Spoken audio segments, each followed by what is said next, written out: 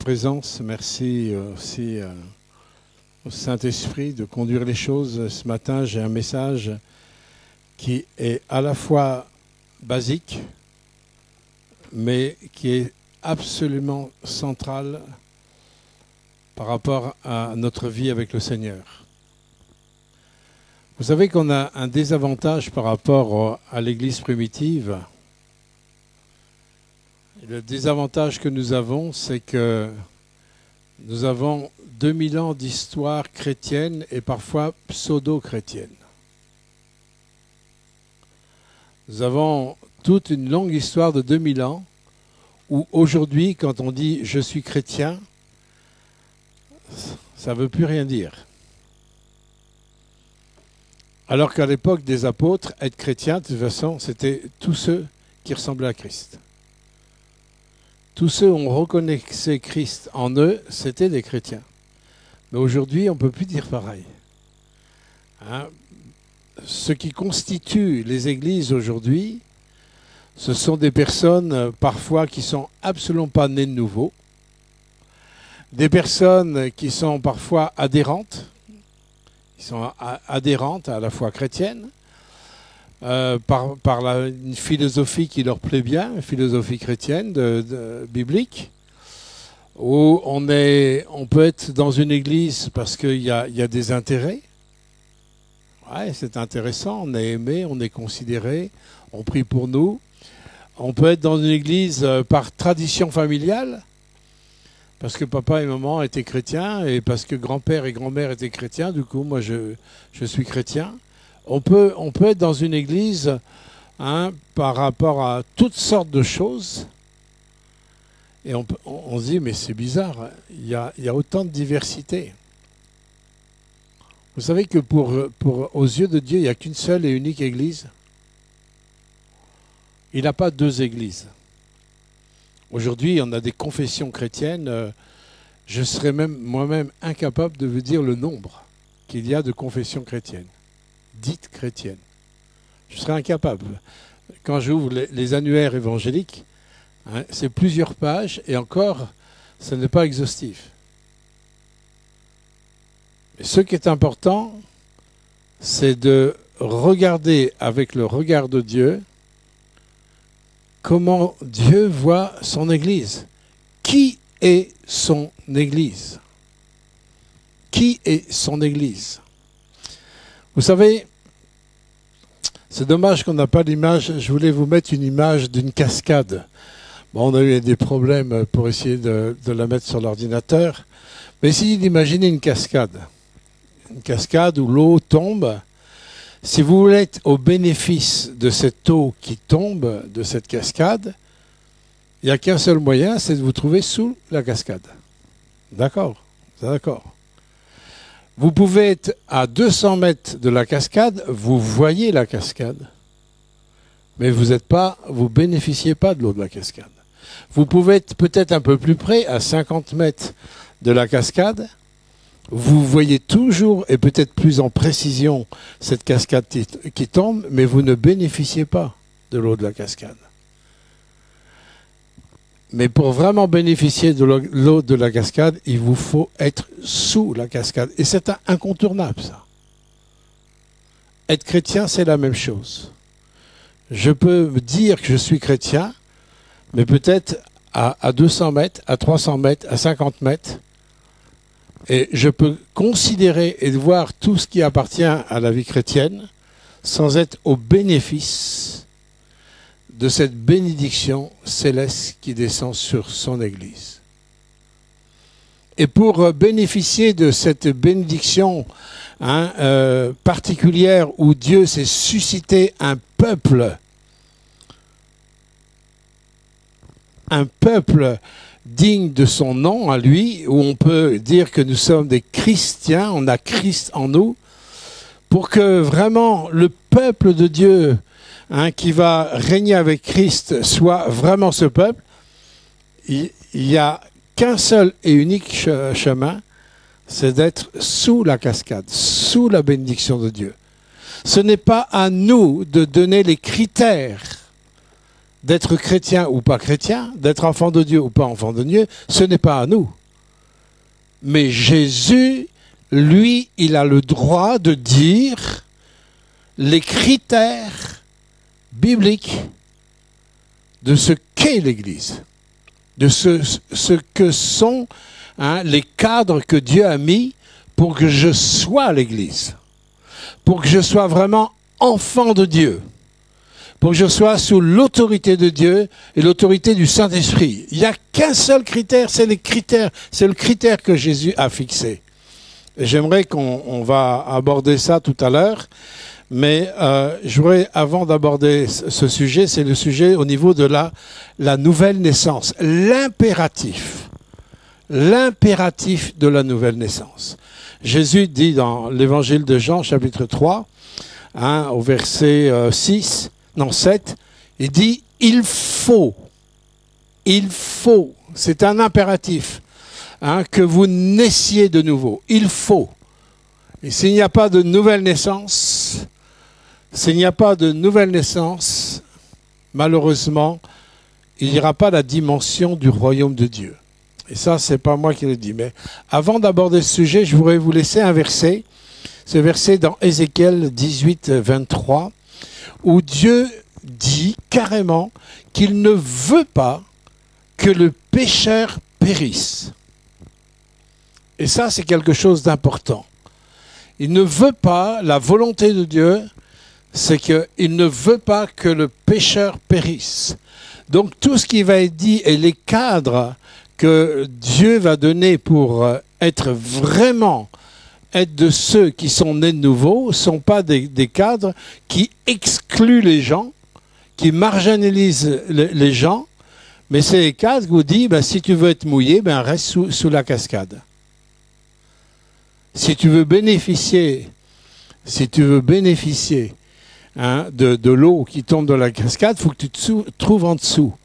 Si tu ne vas pas en dessous, ne te plains pas de ne pas être mouillé, de ne pas bénéficier de cette eau. Si je ne suis pas dans le cadre que Dieu donne au niveau de la nouvelle naissance, il ne faut pas que je me plaigne d'être privé des dimensions du royaume. Comprenez ça?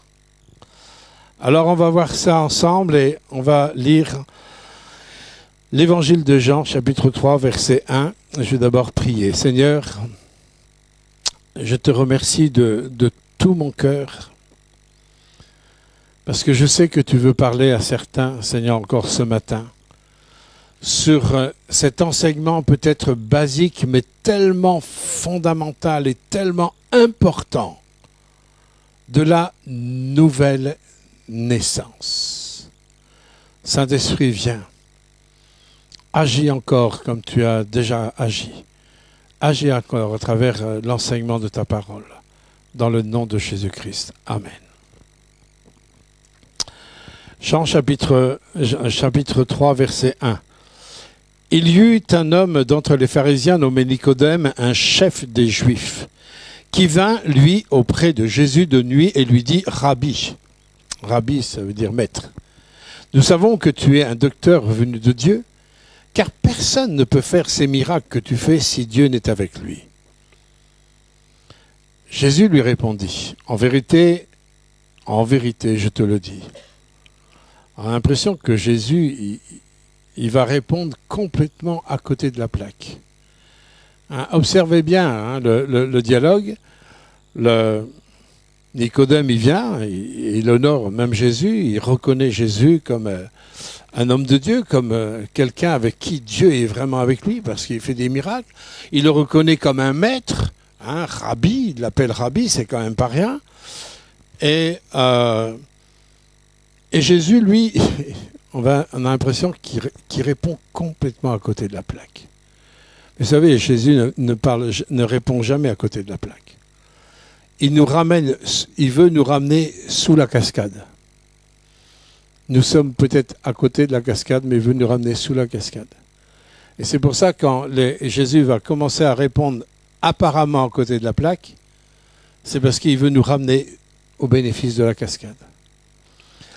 Et il dit, en vérité, je te l'ai dit, si un homme ne naît, le verbe naître, de nouveau, il ne peut voir le royaume de Dieu. Alors là, on a l'impression qu'on a affaire à quelqu'un qui nage souvent quand on commence à parler de choses spirituelles. Et là, Nicodème commence à couler, à faire la grande brasse, parce que Jésus lui dit, mais si un homme naît de nouveau, il ne peut voir le royaume de Dieu. Alors, j'essaie d'imaginer Nicodème, je ne sais pas s'il se grattait les cheveux, s'il a des cheveux, hein, mais il dit, mais de quoi me parle lui? Qu'est-ce qu'il est en train de me dire? Si un homme né de nouveau, il ne peut pas rentrer dans le royaume de Dieu. On a affaire, c'est pas pour rien que Jésus a permis dans les Écritures d'avoir un tel dialogue avec un homme de Dieu, avec un responsable des pharisiens, un chef des Juifs, faisait partie du Sanhédrin, tout ça. C'est pas le petit mendiant de la rue qu'il a une conversation comme ça. Il a affaire à un homme qui pense absolument être dans l'alignement de la pensée de Dieu, qui pense absolument, en fin de compte, être le représentant de Dieu. Et en fin de compte, ce représentant de Dieu, il va se gratter la tête simplement avec 2 mots que le Seigneur lui dit. Si un homme né de nouveau, il ne peut pas rentrer dans le royaume de Dieu. Il est déstabilisé juste avec une toute petite phrase comme ça. Si un homme né de nouveau, il ne peut voir le royaume de Dieu. Alors, Nicodème lui répond. Nicodème, ça commence par Nico, on pourrait dire Nicolas. On pourrait dire Nicolas. Nicodème, Nicolas. Ouais, parce que j'imagine bien, mais comment un homme peut-il naître quand il est vieux? Moi, j'imagine mal, avec ma stature, retourner dans le sein de ma mère. Ma mère faisait 1m49, vous imaginez? Ouais, mais vous voyez, le problème qu'on a, nous, en tant qu'humains, on est construit comme ça, où quand Dieu nous parle, on ramène tout à nous. On veut comprendre en fonction de nous. On veut comprendre en fonction de notre éducation, en fonction de nos connaissances. On ramène tout à nous. Alors que Dieu veut nous ramener à lui. C'est pas la même chose. Arrêtons de tout ramener à nous. Dieu veut nous amener à lui. Il veut nous mettre sous la cascade. Si tu veux bénéficier de l'eau de la cascade, il ne faut pas que tu restes à 200 mètres, à 50 mètres. Même à 2 mètres, il faut que tu viennes sous la cascade. Tout ce que Jésus va dire, tout ce que le Seigneur va tendre comme perche, c'est pour nous ramener sous l'eau de la bénédiction. J'ai pris l'image de la cascade parce que ça vient d'en haut. Et la bénédiction, elle vient d'en haut. Et l'eau, c'est le symbole de la parole de Dieu, c'est le symbole de la bénédiction. C'est pour ça que j'aime cette image et j'aurais aimé qu'on ait une belle image de cascade. On n'a pas pu la voir ce matin.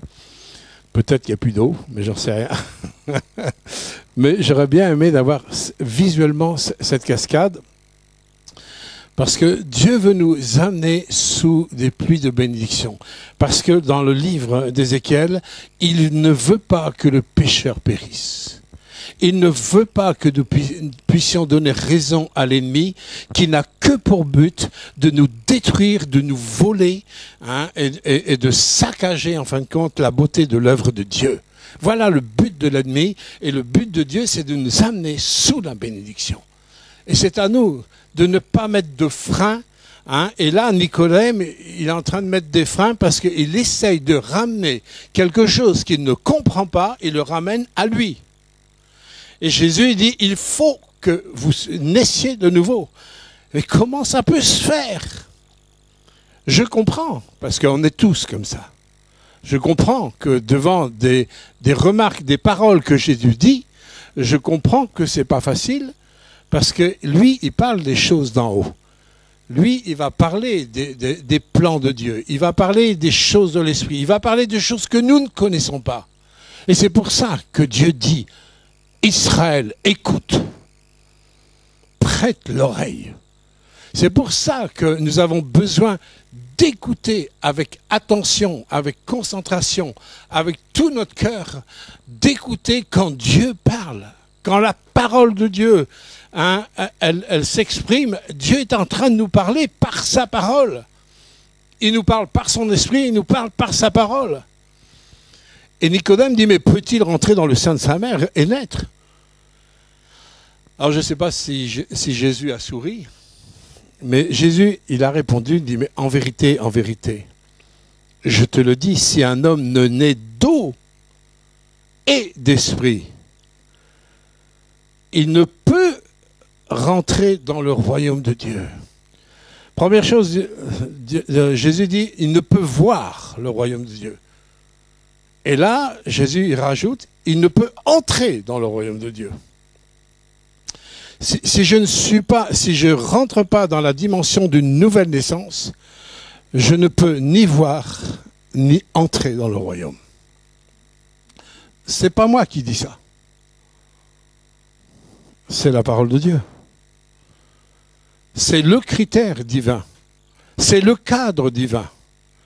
Moi, je suis malheureux de ce que il y a tellement de personnes qui se disent chrétiennes et qui marchent dans une illusion terrible.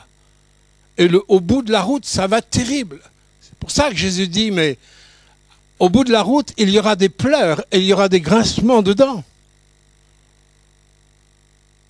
Et pour pas qu'il y ait ces pleurs et ces grincements de dents, c'est avant d'arriver au bout de la route, il faut qu'on considère quel est le chemin qui va me permettre de bénéficier de cette bénédiction qui coule d'en haut. Il n'y a rien de pire, je pense. Il n'y a rien de pire que de vivre dans l'illusion.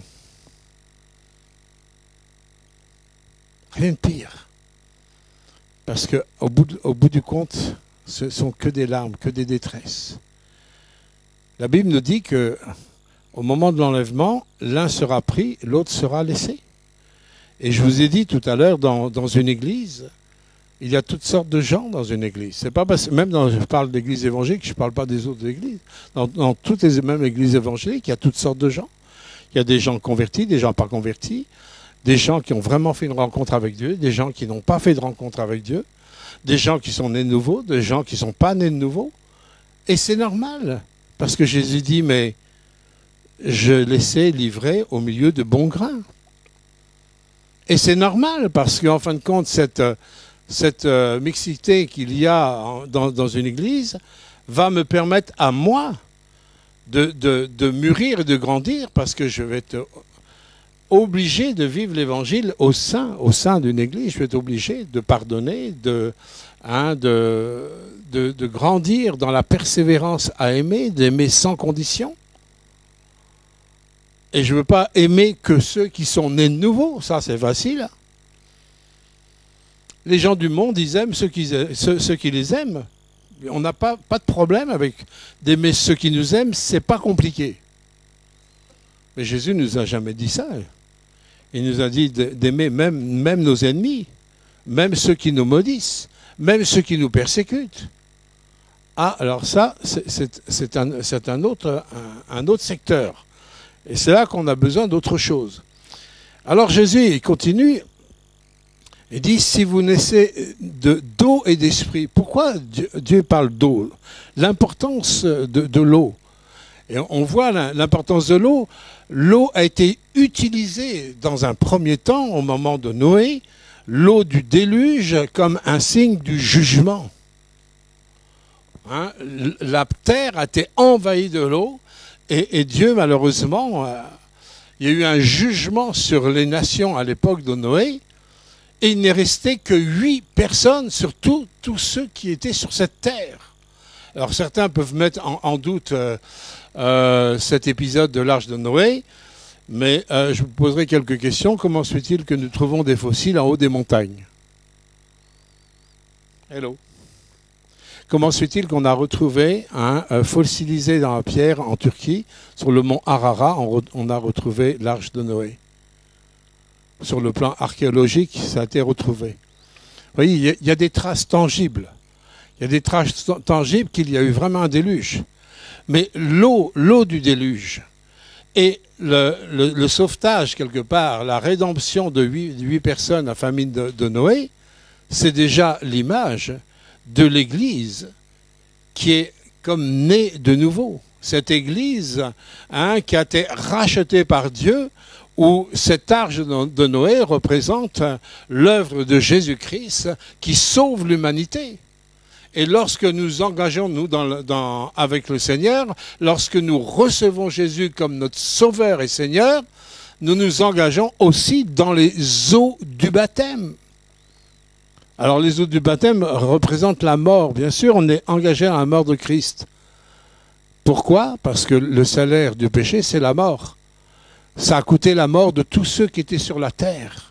Ils sont tous morts.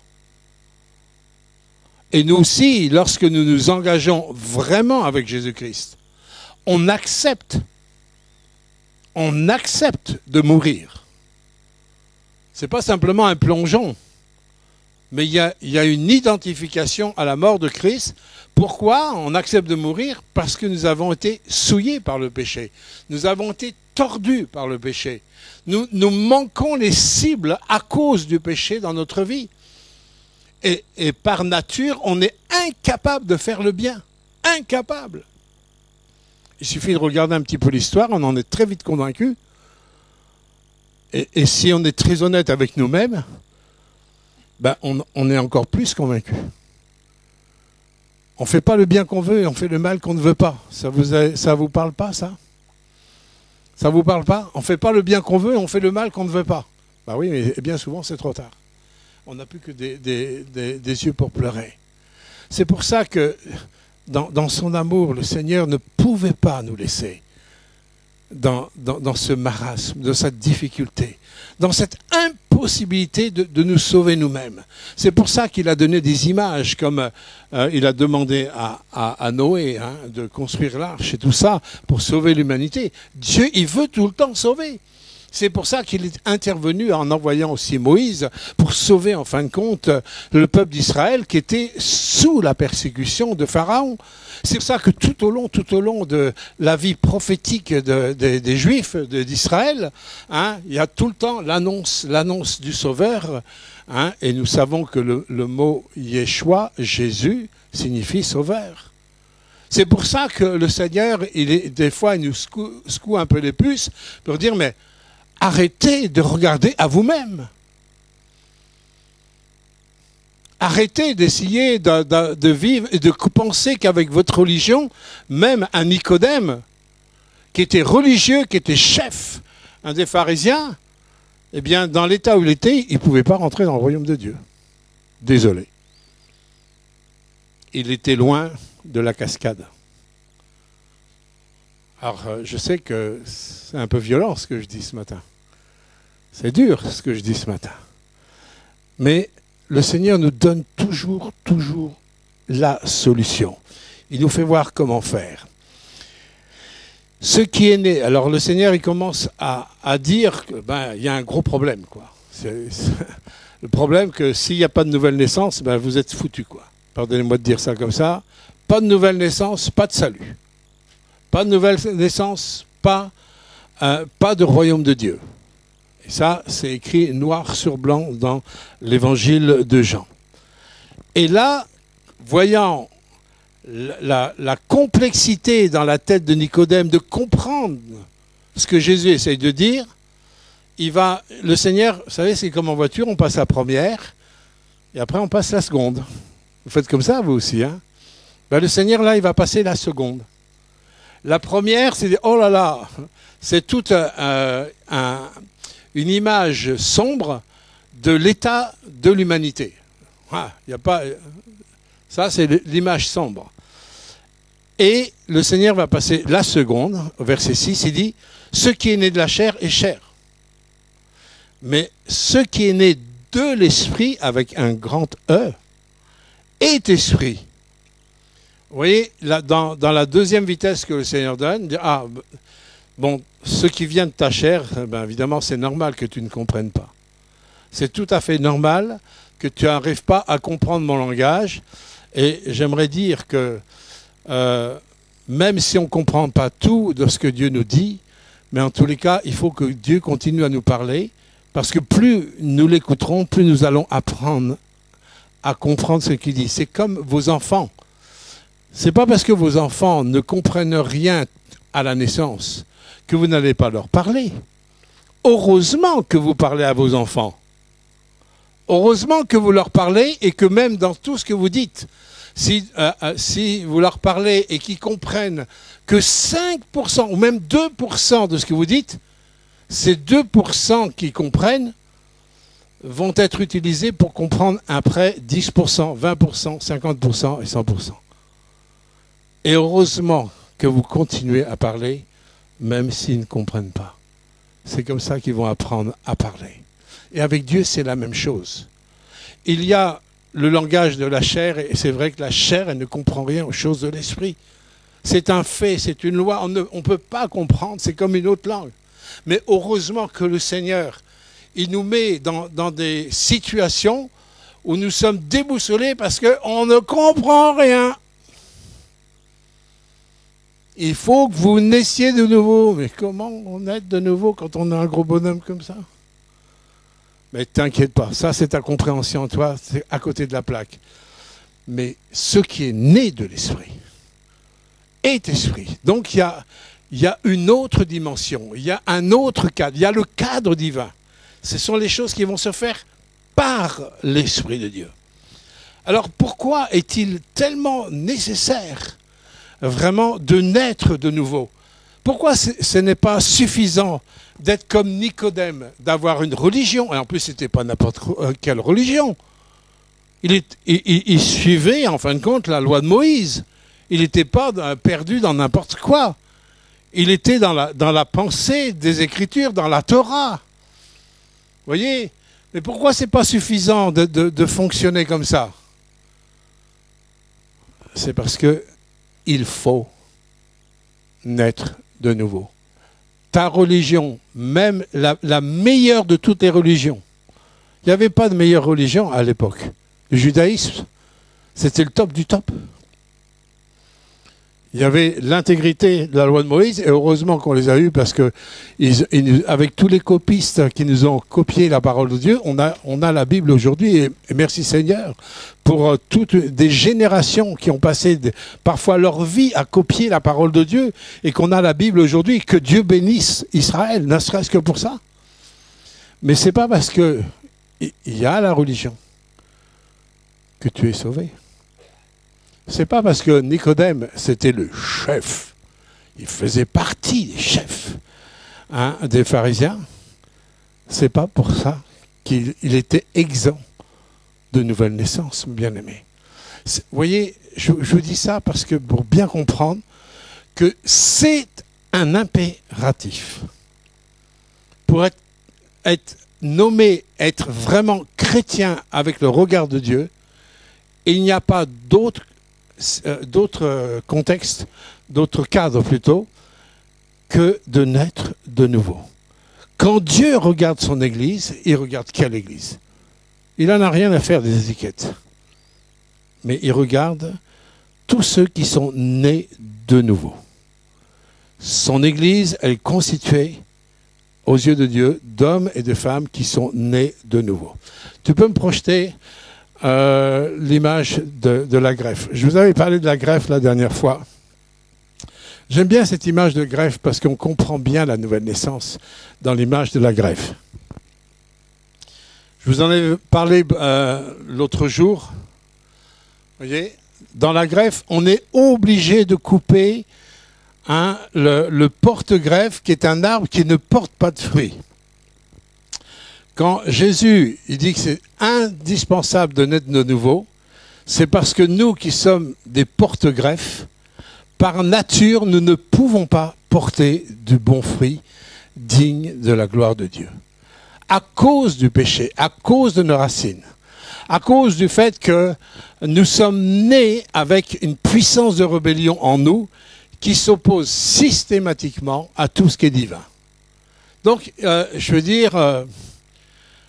oui, il faut un impératif. L'impératif, c'est de couper. Et j'aime bien cette notion parce qu'on a aussi, avec l'apôtre Pierre, hein, quand il nous parle... attendez.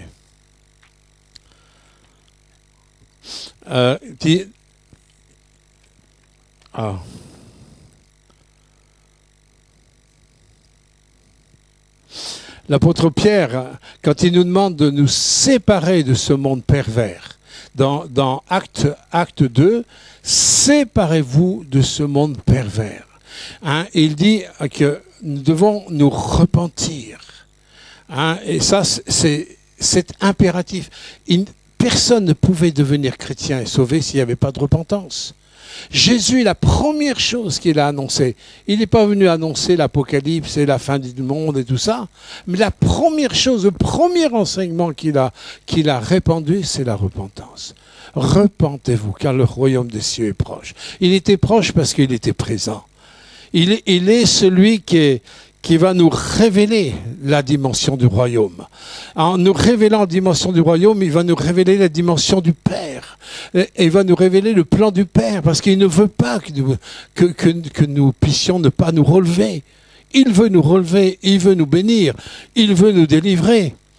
Hein, il y avait une parole que j'avais dans mon cœur tout à l'heure pour une personne, où le Seigneur disait à une personne, ne dis pas simplement que je suis ta guérison, mais dis que je suis ta santé. Ta santé pour tes os et ta santé pour tes organes. Je laisse cette parole à quelqu'un. Et le Seigneur, il est tout ce dont nous avons vraiment besoin. La nécessité était une vraie repentance. Aujourd'hui, quand on parle de repentance, on nous regarde avec des gros yeux. Quand on parle de repentance, c'est comme si nous parlions, nous disions un gros mot, quelque chose qui gêne, qui dérange. Ces petits mignons, ces petits chéris n'ont pas besoin de se repentir. Tout va bien. Non, ça va pas bien. Ça va pas bien. On en parlera tout à l'heure.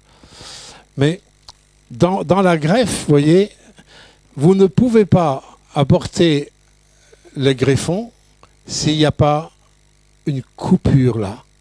Il faut absolument couper la tête du porte-greffe. Quelque part, on pourrait dire pour nous, il faut absolument que j'accepte de mourir. J'accepte de renoncer, de porter du fruit avec ça. Par contre, comme Dieu ne veut pas que nous soyons sans fruit, dire, le seul moyen, c'est que moi je vienne. Moi je vienne. Il est le porte-greffe. Il est le greffon. Ces deux greffons sont tirés d'un arbre qui porte du bon fruit. Moi, j'ai greffé des pommiers, j'ai greffé des cerisiers. Je peux vous dire que ça marche très très bien. Hein, des pommiers qui portaient pas de bons fruits du tout. Des cerisiers, c'était des vieilles mûrises toutes amères. Et j'en ai transformé ça avec des cerises Napoléon, des très bonnes cerises. De nous qui sommes incapables de faire le bien, avec ce greffon qui est Jésus, alors là, je vais pouvoir avoir le cœur de Dieu. Je vais pouvoir entrer dans une autre dimension parce que ces greffons, elles ont dans leur nature la capacité de porter du bon fruit. Et Dieu, il vient dans notre humanité. Tu peux passer l'image suivante. Quand on a commencé la greffe comme ça, donc le greffon va vivre du porte-greffe. Jésus, il nous appelle son corps. Nous sommes le corps de Christ. Nous sommes le porte-greffe. Passe l'image suivante. Ça marche ?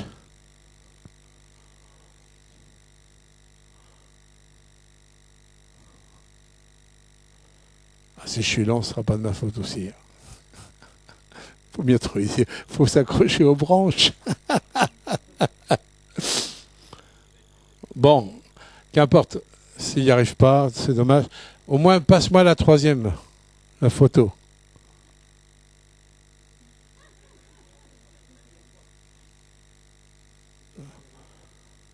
Passe-moi la troisième photo.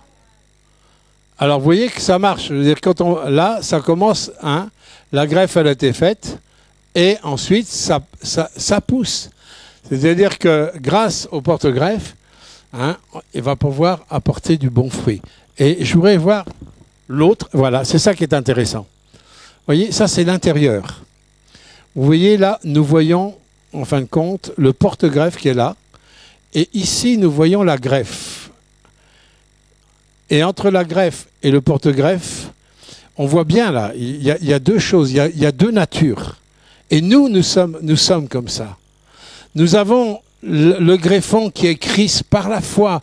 Quand nous faisons une alliance avec Jésus, quand selon Jean chapitre 1 verset 12, il dit à tous ceux qui l'ont reçu, il a donné le pouvoir de devenir enfants de Dieu. Quand je reçois Jésus, quand Jésus est non seulement mon sauveur, et quand Jésus devient mon Seigneur, il y a cette unité. Je vais pouvoir porter ici de bons fruits. Moi, je suis incapable d'aimer mes ennemis ici, là. Vous voyez, ici, je suis incapable d'aimer mes ennemis.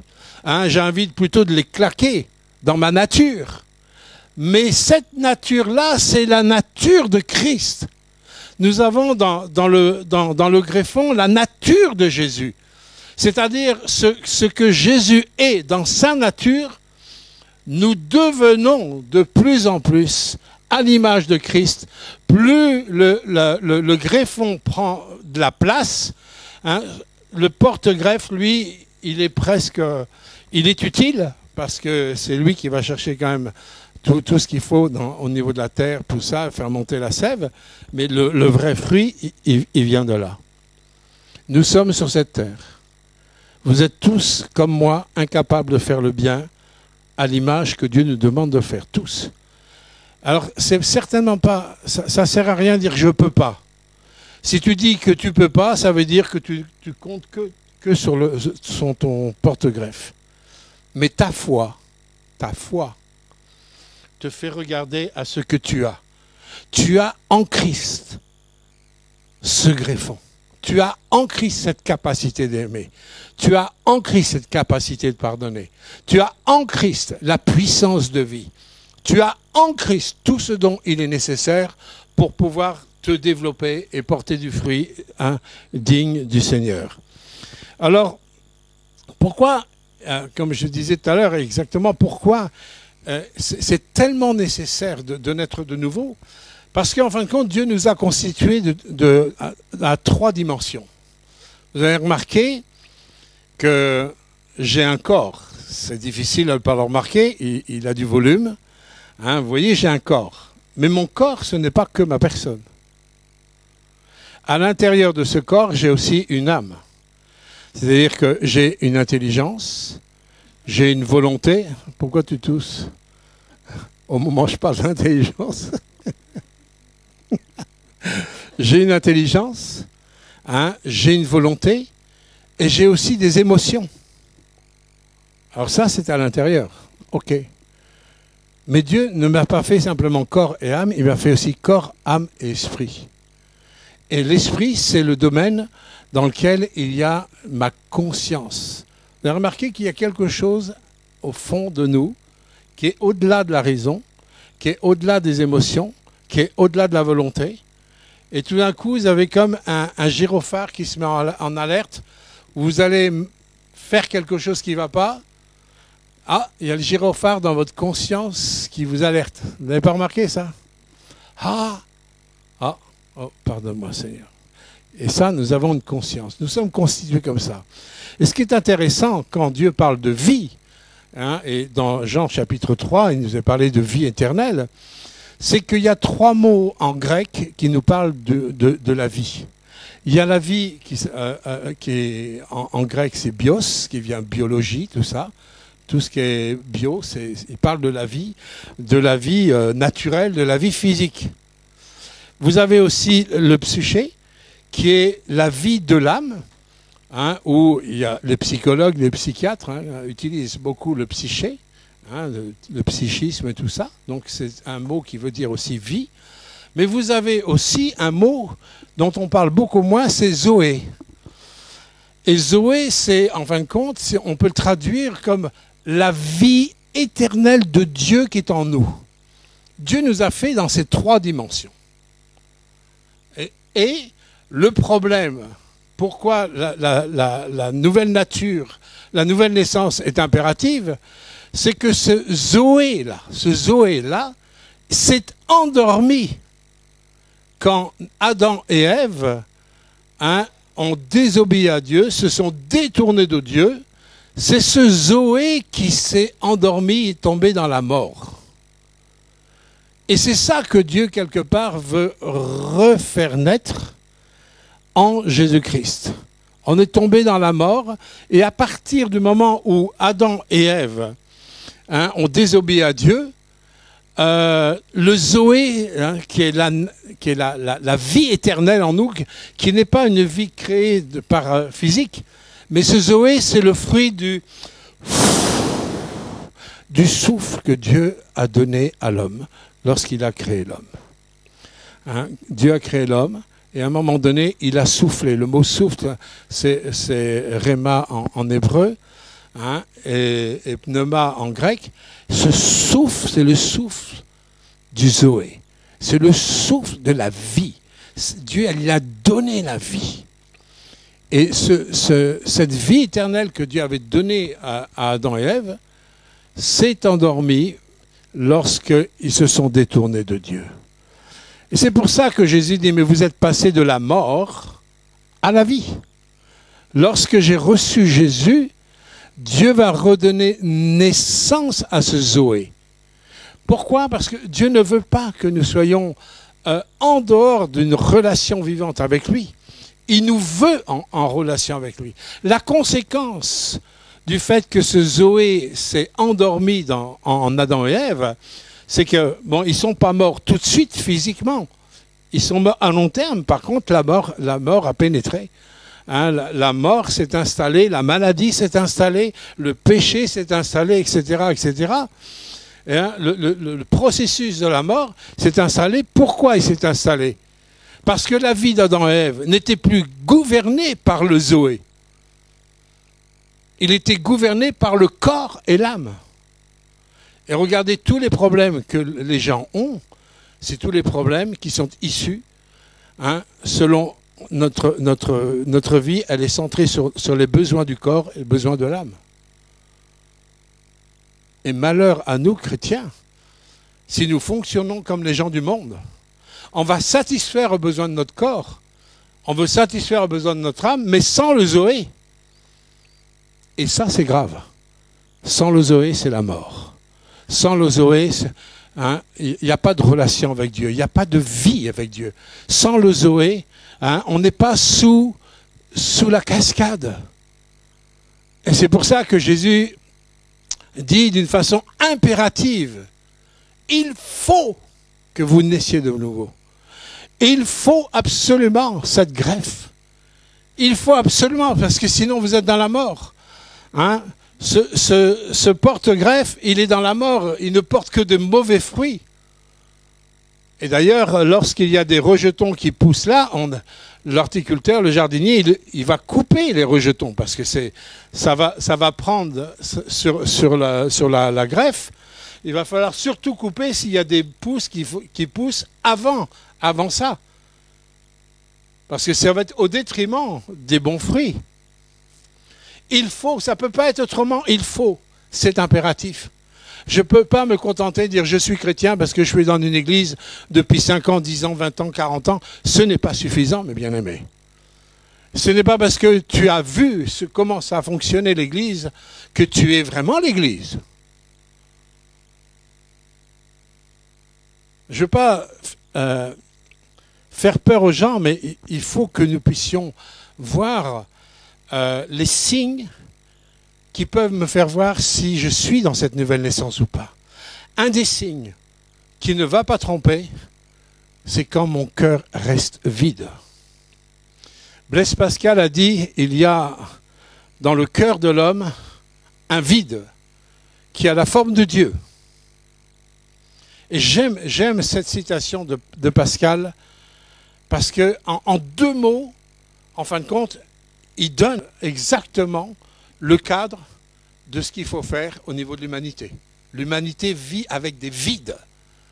Et quand il y a des vides, on cherche à remplir. Il y a un proverbe normand qui dit « un sac vide ne tient pas debout ». Les Normands disent ça, un sac vide, ça ne tient pas debout. Alors le problème, c'est quand on essaye de le remplir avec autre chose qu'avec Dieu. Il dit, il y a un vide dans le cœur de l'homme qui a la forme de Dieu. Et pour vraiment que ce vide soit comblé, il faut que Dieu ait la place. C'est lui qui doit combler mon cœur. Il est la plénitude de tout en tous. Il nous a bénis de toutes sortes de bénédictions. Et il nous a appelés pour que nous puissions porter du très bon fruit. Et un fruit qui va demeurer pour l'éternité. Si ton cœur n'est pas plein de Christ, si Jésus n'est pas au centre, tu vas essayer de combler tes vides par ton ego, comme Adam et Ève, par ton égocentrisme, par les besoins de ton corps ou de ton âme. Tu vas essayer de combler par la nourriture, par le sexe, par l'argent, par les dépenses, par les loisirs. Enfin, que sais-je, tout ce que le monde essaye de nous proposer pour remplir le vide. Mais regardez, tous ceux même qui ont tout sur la terre, ils ont encore un vide. Je me souviens, quand j'étais jeune, la fille d'un riche armateur, Onassis, pour les plus aînés, ils connaissent Onassis, qui s'était marié avec la femme avec Jackie Kennedy. C'était un riche armateur grec, très très riche, faisait partie des grosses fortunes du monde. La fille de cet homme-là, qui avait tout ce qu'il fallait pour vivre, tout, elle s'est suicidée parce qu'elle avait un vide. C'est terrible si les chrétiens ont ce sentiment de vide. Si vous avez ce sentiment de vide dans votre cœur, posez-vous la question, est-ce que j'ai vraiment reçu la greffe? Est-ce que j'ai reçu ce greffon? Est-ce que je suis dans la pensée de la nouvelle naissance? Est-ce que la nouvelle naissance a été centrale pour le démarrage de ma foi avec Christ? Est-ce qu'il y a une rencontre avec le porte-greffe et le greffon? Parce que s'il y a vraiment ce démarrage avec le porte-greffe et le greffon, il y a du fruit. C'est obligé. Le vide dans nos cœurs, c'est un appel de Dieu, mes bien-aimés. Si vous avez du vide dans votre cœur, c'est un appel de Dieu.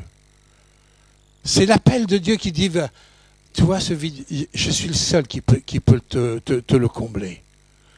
Accepte-moi, ouvre ton cœur. Combien de fois il y a des paroles qui sont données comme ça? Ouvre ton cœur. Pourquoi? Parce que Dieu veut remplir le vide. Ouvre ton cœur. N'ayons pas peur d'ouvrir notre cœur. Il peut combler ce vide qui est au fond de nous-mêmes. N'oubliez jamais, quand vous avez ce sentiment de ce vide, parlez-lui, ouvrez votre cœur, invitez-le dans ce vide. Il saura le remplir comme il faut. Alors, par quel moyen? Ça se fait, comme je vous ai dit tout à l'heure, c'est le moyen de la repentance. Il faut accepter. Il faut accepter le verdict de Dieu sur mon humanité. Il faut accepter de descendre de mon piédestal, comme Zachée qui était monté sur un arbre. Hein, il était monté sur son piédestal. Hein, bien sûr, c'était pour voir Jésus.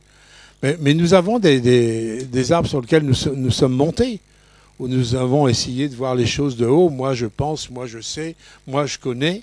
Ben non, tu connais rien, tu sais pas. Il n'y en a qu'un qui connaît, il n'y en a qu'un qui sait. Et c'est celui qui est le maître de tout. C'est-à-dire que ça demande aussi un cœur humble.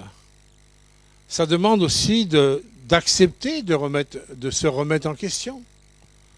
Mais si vraiment j'accepte et il y a une vraie repentance, comment se fait-il que les apôtres ont pu faire tout ce qu'ils ont pu faire? Comment se fait-il que tous, ils ont consacré toute leur vie à annoncer Christ ressuscité malgré les persécutions et ils sont tous morts en martyrs? Comment se fait-il qu'ils ont pu faire ça? Alors que c'était un peu des mauviettes pendant un temps.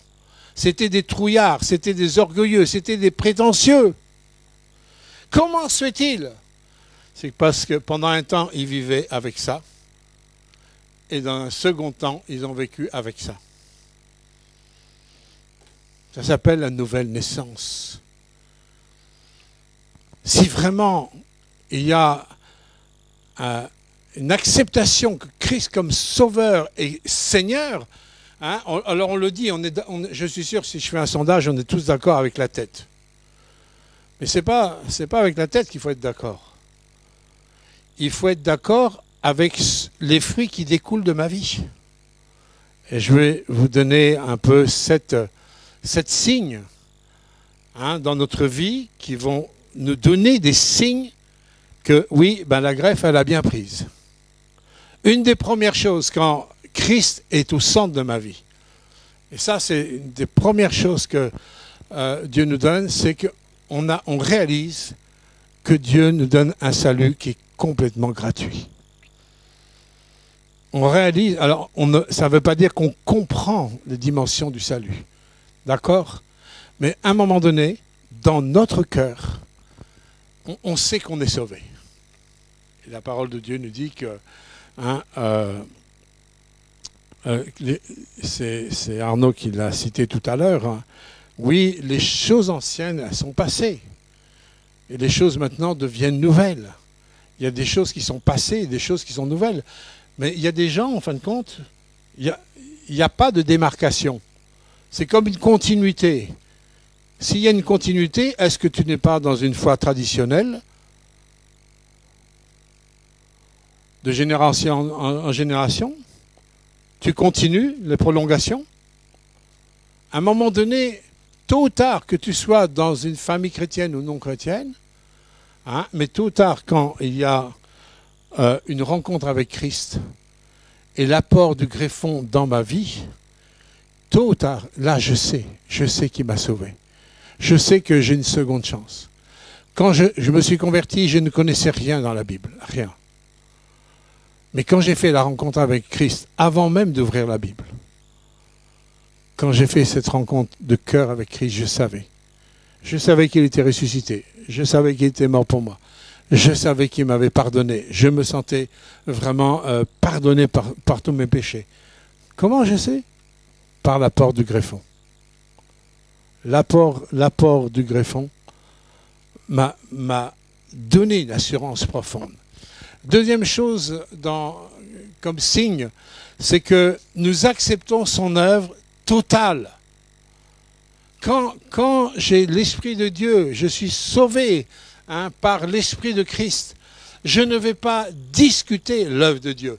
Ça ne veut pas dire que je comprends tout, mais comme je sais que la Bible est la parole de Dieu, je ne la discute pas. Ça ne veut pas dire que je ne réfléchis pas sur la Bible. Ça ne veut pas dire que je comprends tout. Mais je ne discute pas la parole de Dieu. On ne discute pas avec Dieu. Alors, il y a des choses qu'on comprend, des choses qu'on ne comprend pas tout de suite, mais c'est comme un enfant. Un enfant, il est parfait dans sa situation enfant. Je pense petit Timothée, là, hein, il est là avec sa trousse. Est-ce qu'il comprend tout ce que je dis? À mon avis, tu ne comprends pas tout. Hein, tu ne comprends pas tout, Timothée. Hein. Mais il y a des choses que tu comprends. Il y a des mots, il y a des phrases. Hein? Il y a des mots, des phrases que tu comprends. Ouais. Vous voyez, mais c'est normal. Et un enfant, il est parfait à sa statut d'enfant. Mais ça ne veut pas dire que dans 10 ans, dans 20 ans, qu'il ne comprendra pas ce que je dirais. Et en fin de compte, pour nous, c'est la même chose. Il y a des choses que nous ne comprenons pas dans un premier temps. Mais si ma confiance, elle est dans la parole de Dieu, dans la puissance du Saint-Esprit, je peux vous garantir que le greffon, il va grandir. Il va tellement... Au départ, vous avez vu la première image. On voit la fente, le greffon, c'est bien distinct. Mais là, ça fait corps, ça fait comme un seul arbre. Alors qu'il y a deux natures différentes. Et pour nous, au départ, on reçoit Jésus... c'est une vie d'aventure. Hein? Mais on est prêt à faire cette vie d'aventure quand on sait qui est Jésus. Il est amour. Il est venu pour me pardonner mes péchés. J'ai besoin de lui. J'ai besoin de pardon. Il est venu aussi pour prendre ma condamnation. Il est sorti du tombeau vivant et ressuscité. Ce qui prouve qu'il est ressuscité, c'est qu'il transforme des cœurs. Qui est capable de transformer des cœurs comme ça, sinon lui? Dites-moi non. Qui est capable de changer des cœurs? Qui est capable de changer des caractères? Rebelles comme on est, je veux dire, exigeants, égoïstes, de changer des cœurs à des personnes qui vont... On va se donner entièrement. Qui était capable de changer les disciples comme ils étaient avant et comme ils sont devenus après? Qui? Aucune théologie, aucune doctrine, rien n'aurait pu les changer s'ils n'avaient pas reçu Christ, s'ils n'avaient pas reçu le ressuscité, si leur vie n'avait pas été brisée par un jour. Ils ont tous été brisés au moment où Jésus est mort. Ils ont tous été en échec. Justement, c'est le moment où Dieu il a coupé pour pouvoir mettre le greffon. Leur échec a été la plus grande bénédiction parce que enfin, ils ne vont pas construire mon église sur le porte-greffe. Ils sont en échec, ils le reconnaissent. Ils comptent encore sur ma grâce, ils comptent encore sur mon pardon. Là, je peux venir et mettre le greffon. Et ils sont devenus ces apôtres, où le Seigneur les a oints par la puissance de son Saint-Esprit. Leur nature était toujours la nature du porte-greffe reste toujours la nature. Mais la puissance de vie, le Zoé, c'était la puissance de l'Esprit en eux. Troisième chose, c'est que Jésus va travailler de l'intérieur sur l'extérieur. Si tu es né de nouveau, il y a une action, une vie intérieure qui va se manifester à l'extérieur. Lorsqu'il y a la greffe, il va y avoir une vie qui va se faire par l'intérieur. Le greffon va s'installer dans cette fente, dans ce brisement qu'il y a eu dans le porte-greffe. Ça va s'installer à l'intérieur. Et cette installation va rejaillir à l'extérieur. L'arbre va porter du fruit. Des fruits que vous allez pouvoir manger. Moi, j'ai mangé des arbres que j'ai greffés. Et croyez que ça a une autre valeur. C'est chouette. Quand vous commencez à manger vos premières cerises ou vos premières pommes que vous avez greffées, je dis « Waouh !» C'est autre chose que d'acheter une pomme à l'étalage de l'épicier. Mais de toute façon, la pomme que vous avez achetée, elle a suivi le même parcours. Mais là, quand vous faites vous-même, c'est intéressant. C'est formidable. Et il est important de bien considérer que la vie du Saint-Esprit, elle va vous travailler la couenne. Elle va travailler sur votre orgueil. Elle va travailler sur vos addictions. Elle va travailler sur votre mentalité. Elle va travailler sur votre sagesse. Elle va travailler, ça s'appelle la régénération. La régénération, c'est l'apport de la vie. C'est le Zoé qui est en train de s'installer en vous, qui va vous convaincre de péché, qui va vous pousser à vous humilier devant Dieu, à lui offrir toutes les saletés, tout ce qui ne va pas. Vous allez lui donner. Et lui, il va vous en débarrasser et vous purifier de tout péché, de toute iniquité, par le sang de Jésus. C'est le Zoé, c'est cette vie éternelle qui est en train de faire une œuvre à l'intérieur. Moi, je suis heureux de ce que beaucoup d'entre vous, que je connais depuis des années, je suis heureux que vous ne soyez plus comme vous étiez il y a des années en arrière. Pourquoi? Parce qu'il y a le Zoé qui a travaillé. La vie, elle a travaillé à l'intérieur. Et il y a du fruit que vous portez aujourd'hui que vous ne portiez pas avant. C'est toute la vie intérieure. Donc, il doit y avoir une vie intérieure qui se manifeste. Et Jésus l'a dit dans Matthieu 7,16. Jésus dit, on les reconnaît aux fruits qu'ils portent. C'est aux fruits qu'ils portent. Si je ne porte pas les fruits de ma nouvelle naissance, est-ce que je suis né de nouveau? Ou est-ce qu'il y a eu un problème, des parasites, ça peut arriver. Ça peut arriver, il peut y avoir des parasites qui freinent, etc. Mais je dois me poser des questions parce que je suis appelé à porter du fruit. Quatrièmement, c'est Dieu me donne non seulement l'assurance du salut, mais il met en moi cette conviction que Dieu est mon papa. Hein? L'Esprit de Dieu en moi me pousse à appeler Dieu Abba, Père. Je suis devenu un enfant de Dieu, je le sais.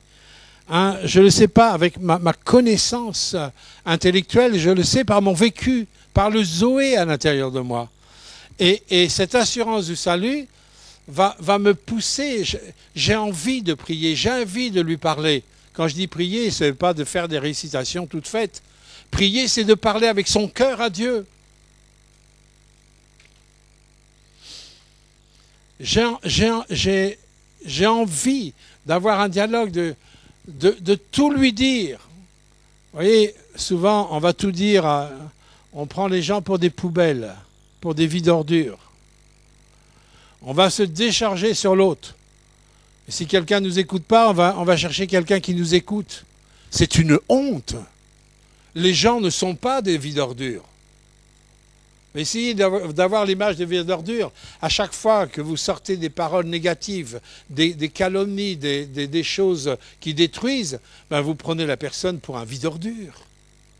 Et chaque fois que vous vous plaignez, vous gémissez, et vous vous videz, mais les autres ne sont pas des vides ordures, mes bien-aimés. Ce sont des enfants de Dieu. Des enfants de Dieu qui ont besoin d'entendre des paroles de vie, des paroles qui sortent du Zoé, et pas des paroles qui sortent de la mort. L'Église a besoin de réaliser que nous sommes de la race des Zoé, de la vie éternelle, de l'esprit de vie qui est en nous.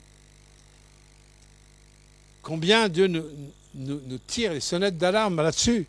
Cinquièmement, il y a la soif de la parole, la soif de connaître, si c'est sa parole. Pour ceux qui ont été fiancés, qui ont reçu des fois des courriers de leurs fiancés, ben même pour ceux qui n'aiment pas lire, ont toujours lu les lettres de leurs fiancés. Non? Ben oui, c'est comme ça. C'est toujours comme ça. On aime lire le courrier de ceux que nous aimons. Et si, alors bien sûr, c'est un courrier de 2033 pages, comme me disait quelqu'un, c'est un courrier de 2033 pages, mais bon, j'ai toute ma vie pour lire ça. Et plus je la lis, plus j'ai envie de la lire. Pourquoi? Parce que je découvre des mines d'or.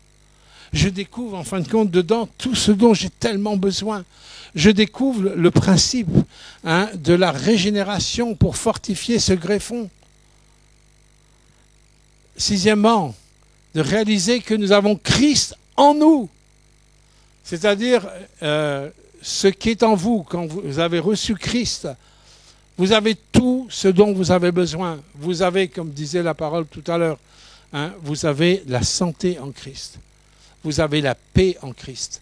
Vous avez le pardon de vos péchés en Christ. Vous avez la sainteté de Dieu en Christ. Vous avez votre sécurité en Christ. Vous avez tout ce dont vous avez besoin en Christ. Et à chaque fois que nous courons derrière même des serviteurs qui ont, entre guillemets, l'onction, tout ça, mais quelle honte! Est-ce que Christ en vous n'a pas l'onction? Hello? Est-ce que Christ en vous n'a pas l'onction? Je ne sais pas. Est-ce que le greffon, là, il n'a pas l'onction de la vie? Il l'a par nature. Est-ce qu'en recevant Christ, je n'ai pas l'onction? Si, j'ai l'onction. Condition de ne pas l'étouffer, à condition de la croire, à condition de la proclamer, à condition d'aller dans le sens de cette onction de vie. Nous avons Christ en nous. C'est pour ça qu'il avait été aussi mentionné, aussi, je crois, tout à l'heure, nous sommes assis dans les lieux célestes en Jésus-Christ. C'est Jérémie qui a parlé de ça. Nous sommes assis. C'est le Zoé. C'est Christ en moi, moi en Christ, je suis assis dans les lieux célestes. J'ai un regard sur les situations non horizontales, mais un regard vertical. Je regarde les situations en partant du haut et non en partant du bas. C'est tellement mieux. On voit beaucoup plus loin quand on est en haut. Croyez-moi. On comprend plus le marasme dans lequel nous vivons, où la société n'arrive pas à s'en sortir et elle ne s'en sortira pas sans Christ.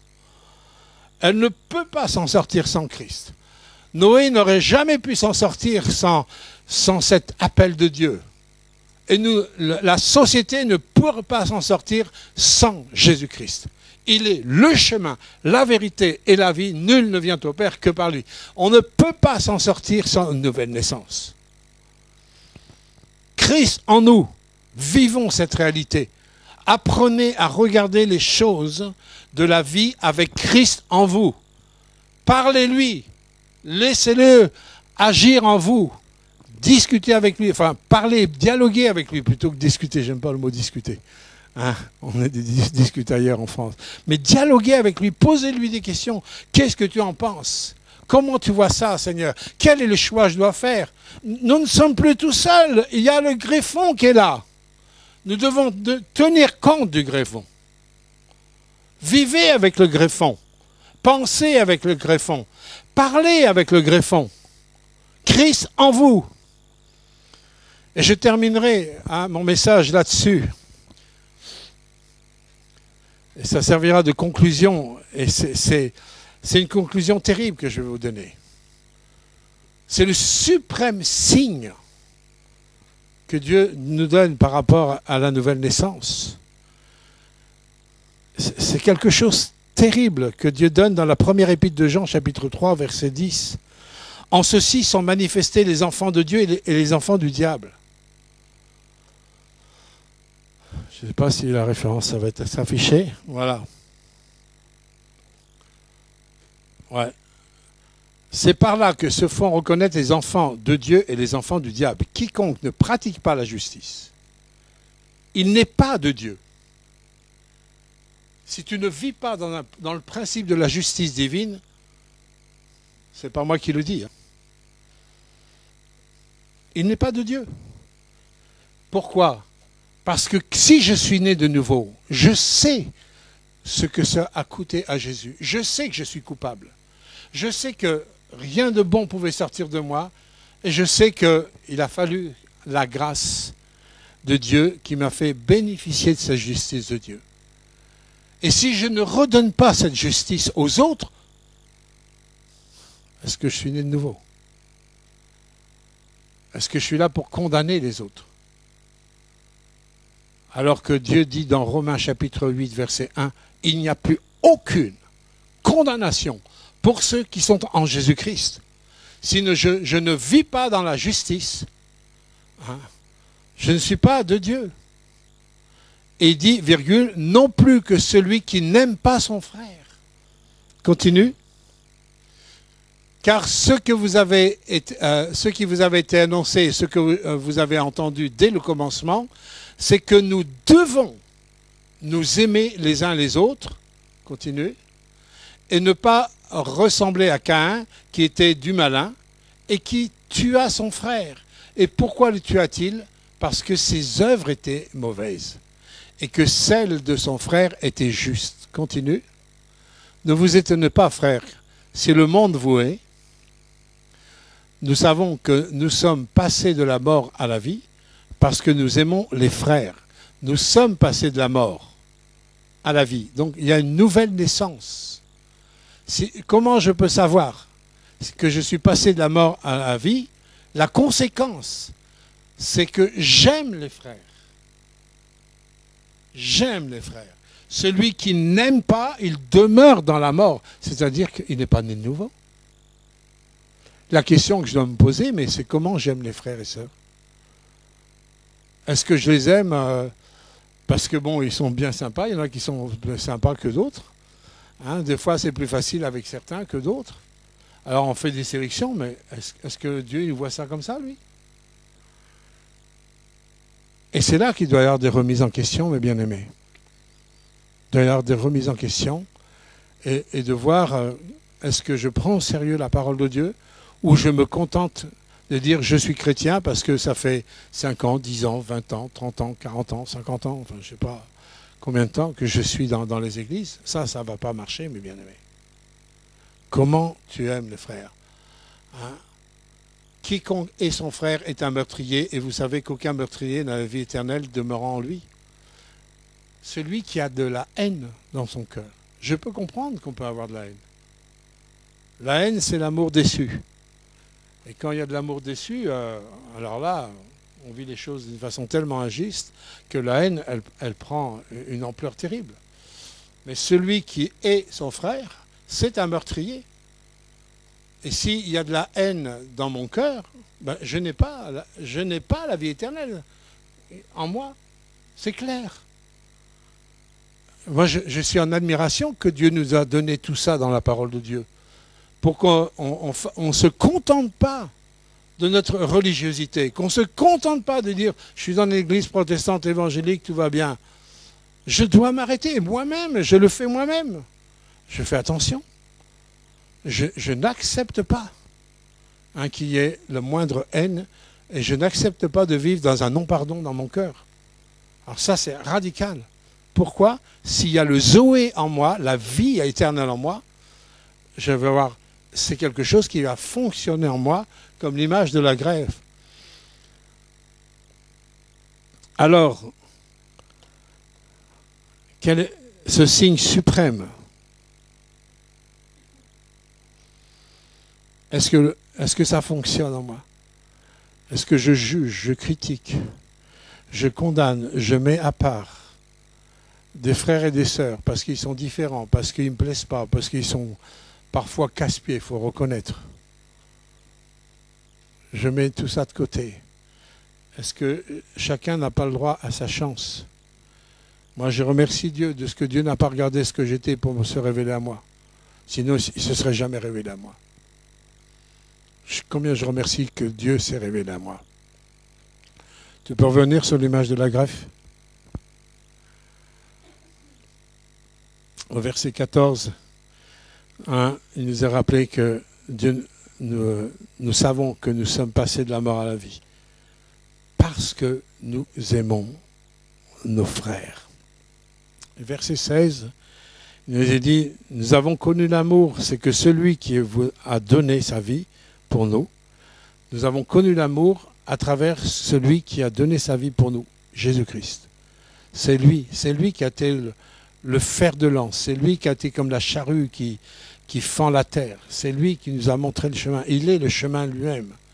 Si je suis avec lui, je suis dans une alliance avec lui, il est clair, il est dit, nous aussi, nous devons donner notre vie pour les frères.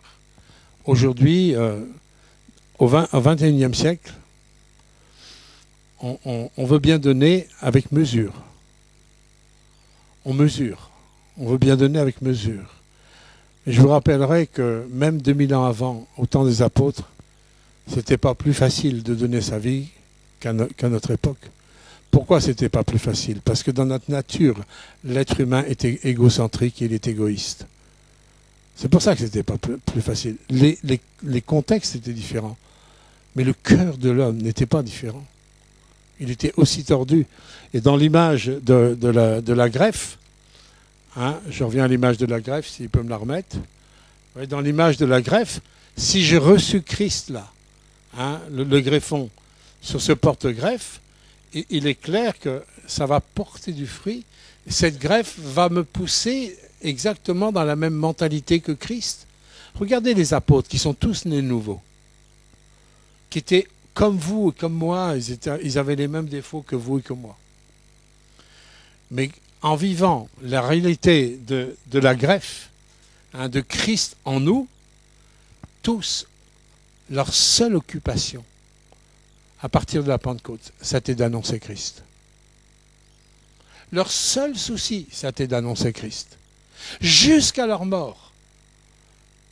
Tout ce qui était le centre de leur vie, c'est annoncer Jésus. Donner l'amour de Christ. Donner l'opportunité aux uns et aux autres d'être sauvés pour l'éternité. C'était le centre de tous leurs soucis de vie, c'était que d'annoncer Christ. Chaque fois qu'on voit Paul aller dans les Actes des Apôtres, dans une ville et tout ça, il se prenait de ses ratatouilles Je ne sais plus dans quelle ville ils sont rendus, où ils ont même laissé Paul et Barnabas comme morts. Ils les ont lapidés, ils les ont laissés comme morts. Alors on dit, ouais, ben, alors les chrétiens sont venus pour les soigner, hein, et quelque temps après, qu'est-ce qu'on voit? Paul et Barnabas retournaient à l'endroit où ils ont reçu les coups pour consolider la foi des jeunes chrétiens. Je dis, wow. Je dis, oh Seigneur, là on en est loin. Qu'est-ce qui les animait comme ça? C'est la vie du greffon. Qu'est-ce qui les animait? C'est la vie du greffon qui porte du fruit. Qu'est-ce qui nous anime aujourd'hui? Qu'est-ce qui nous anime? L'esprit du monde? Où on vit, on veut toujours plus? Il nous manque tout le temps quelque chose? On veut faire comme les autres? Mais mes bien-aimés, quand on a reçu Christ, nous ne faisons plus partie de ce monde. Est-ce que tu es vraiment né de nouveau? Est-ce que nous sommes nés de nouveau? Et on doit pouvoir répondre avec assurance. Oui, je sais que je suis né de nouveau. Tu dois pouvoir répondre avec assurance ce matin. Est-ce que tu as l'assurance? Si tu n'as pas l'assurance, ben, viens devant. Viens devant et on va prier pour toi. Mais il faut absolument cette assurance. Parce que les conséquences sont trop graves. Trop s'appelle chrétien sans jamais avoir connu la dimension de l'amour de Christ. Amen. Si quelqu'un n'a pas l'assurance, qu'il vienne devant. Je vous invite.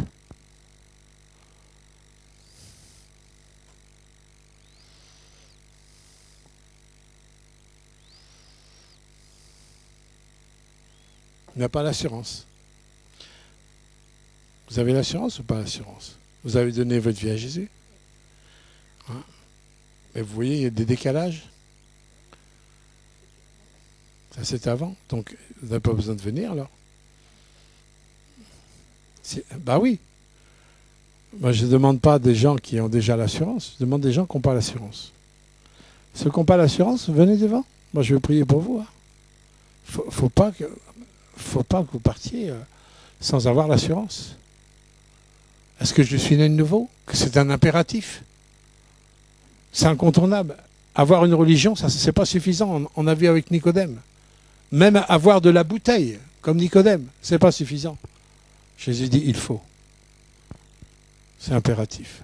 Père éternel, je te remercie que toutes ces remises en question soient portées devant toi, afin que chacun marche avec assurance. Une assurance profonde, comme ce porte-greffe qui ne portait pas du fruit, s'est mis à porter du fruit lorsqu'il a reçu le greffon. Que ton Église réalise que en toi, tu es le greffon qui répand le Zoé, cette vie éternelle, cette qualité de vie éternelle, cette qualité, Seigneur, de toutes tes vertus, de tout ce qui appartient à ta nature. Tu as dit, tel tu es, tel nous sommes. Et nous le sommes par ce greffon.